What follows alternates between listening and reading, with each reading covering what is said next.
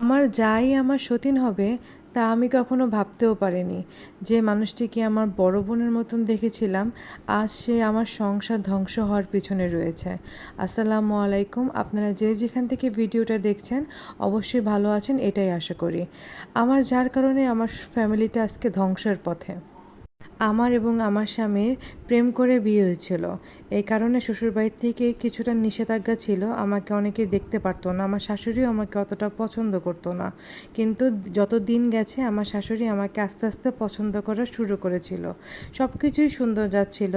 আমি আর আমার বড় যা আমরা একই ফ্যামিলিতে একই সাথে থাকতাম। আমার বড় ভাসুরও অনেক ভালো মনের মানুষ ছিল। আমার বড় ভাসুরের 2 ছেলে 1 মেয়ে ছিল। আমরা অনেক সুখে শান্তিতে বসবাস করতাম। আমার শাশুড়িও 2 জাকে খুব সুন্দর মতন দেখতেন, একই চোখে দেখতেন, সবাইকে সমান সমান ভাগ করে দিতেন, সব কিছুতে অনেক ভালো মতন চলছিল। কিন্তু সমস্যা সেদিন থেকেই শুরু হয় যেদিন আমার ভাসুর দুনিয়া থেকে চলে যায়। দুনিয়া থেকে চলে যাওয়ার পরে আস্তে আস্তে সব জিনিসগুলো একদম নষ্ট হতে থাকে আমার চোখের সামনেই। যে বড় ভাসুর ছিল আমার বাবার সমতুল্য, যাকে আমি এত রেসপেক্ট করতাম, সে যখন দুনিয়া থেকে চলে গেল আমার স্বামীর পায়ের নিচে থেকে মাটি যেন হারিয়ে যায়। সারা সংসারের দায়িত্ব পড়ে যায় আমার স্বামীর উপরে।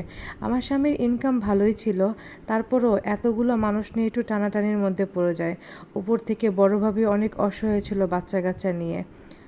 বাচ্চা কাচ্চা আগে তার চাচাকে চাচ্চু বলে ডাকতো, কিন্তু তার বাবারা যখন মারা যায় তখন তারা সবাই আমার স্বামীকে বাবা বলে ডাকে। আমিও কিছু বলতাম না, আমি এই জিনিসটাকে অনেক নর্মালিভাবে নিয়েছিলাম, কিন্তু এই জিনিসটাই আমার জন্য কাল হয়ে যাবে আমি কখনো বুঝতে পারিনি। আমার বিয়ে হয়েছে 8 বছর, কিন্তু আমি নিঃসন্তান। আসলে সমস্যাটা আমার না, আমার স্বামীর। আমার শাশুড়িও এটা জানে। এটা জানার পরও সব কিছু মেনে নিয়েছে, অনেক সুন্দর মতন জীবনযাপন চলছে। কিন্তু আমার ভাসুর মারা যাওয়ার পর থেকে কেমন জানি আমার স্বামী আমার প্রতি কোনো আগ্রহই নেই। ভাবির উপরে একটু বেশি তার কথাবার্তা বলা, খোঁজ খবর নেওয়া। ঠিক আছে, ভাই নেই, ভাবিকে খোঁজ খবর নেবে, কিন্তু রাত নেয় দিন নেয় সে ভাবির রুমে যায় ভাবির খোঁজ খবর নেয়।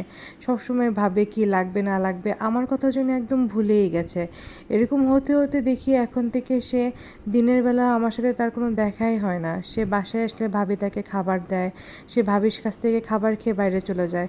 তার সাথে কেমন জানি একই ছাদের নিচে থাকার পরও একটা অনেক বড় দূরত্ব চলে এসেছে। আমি আসলে বুঝতে পারছিলাম যে আমার সংসারে ফাটল ধরতে চলছে। ভাবির সাথে দরদ বিনিময়ের সাথে সাথে তার সাথে একটা কেমন জানি খুনসুটি ভাব চলে এসেছিল।